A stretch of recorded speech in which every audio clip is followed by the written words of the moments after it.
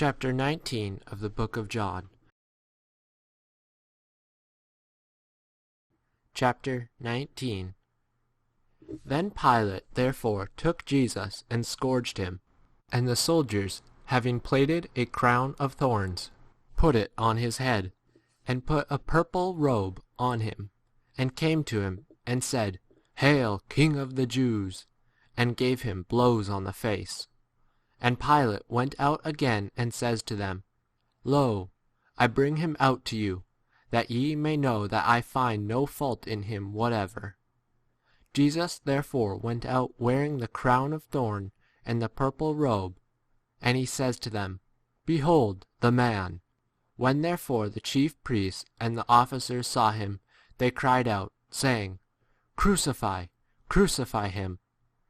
Pilate says to them, Take him ye, and crucify him, for I find no fault in him.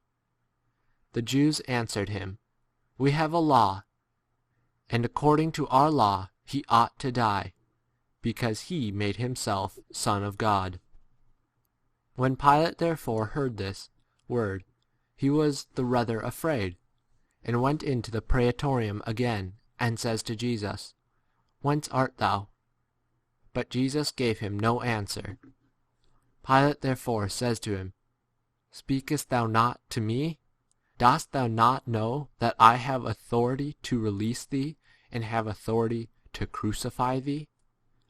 Jesus answered, Thou hadst no authority whatever against me, if it were not given to thee from above. On this account he that has delivered me up to thee has the greater sin. From this time Pilate sought to release him. But the Jews cried out, saying, If thou releasest this man, thou art not a friend of Caesar. Every one making himself a king speaks against Caesar.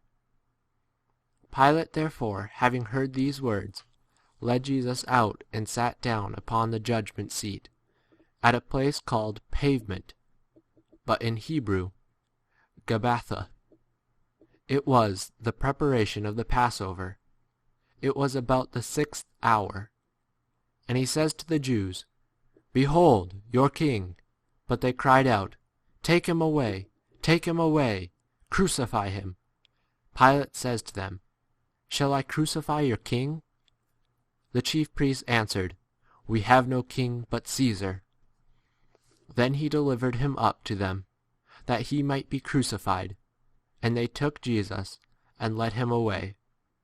And he went out bearing his cross to the place called Place of a Skull, which is in Hebrew called Golgotha, where they crucified him, and with him 2 others, one on this side and one on that, and Jesus in the middle.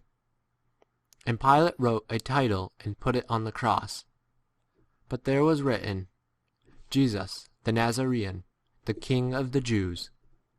This title therefore many of the Jews read, for the place where Jesus was crucified was near the city.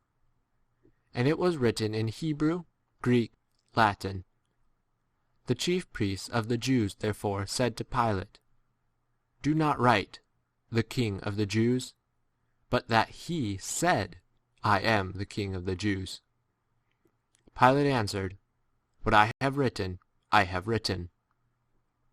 The soldiers therefore, when they had crucified Jesus, took his clothes and made 4 parts, to each soldier a part, and the vest.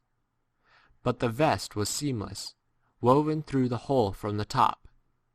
They said therefore to one another, Let us not rend it, but let us cast lots for it, whose it shall be, that the scripture might be fulfilled, which says, They parted my garments among themselves, and on my vesture they cast lots. The soldiers therefore did these things. And by the cross of Jesus stood his mother, and the sister of his mother, Mary the wife of Clopas, and Mary of Magdala.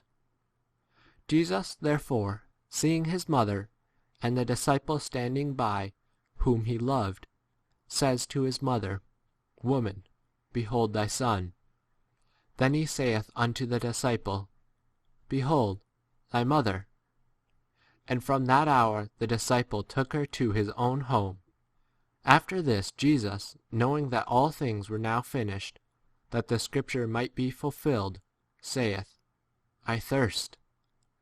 There was a vessel therefore there full of vinegar, and having filled a sponge with vinegar, and putting hyssop round it, they put it up to his mouth.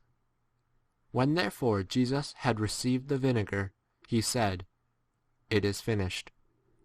And having bowed his head, he delivered up his spirit. The Jews therefore, that the bodies might not remain on the cross on the Sabbath, for it was the preparation, for the day of that Sabbath was a great day, demanded of Pilate that their legs might be broken and they taken away. The soldiers therefore came and broke the legs of the first and of the other that had been crucified with him. But coming to Jesus, when they saw that he was already dead, they did not break his legs. But one of the soldiers pierced his side with a spear, and immediately there came out blood and water.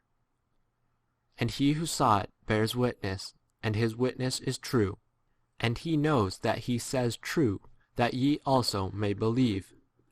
For these things took place, that the scripture might be fulfilled, not a bone of him shall be broken.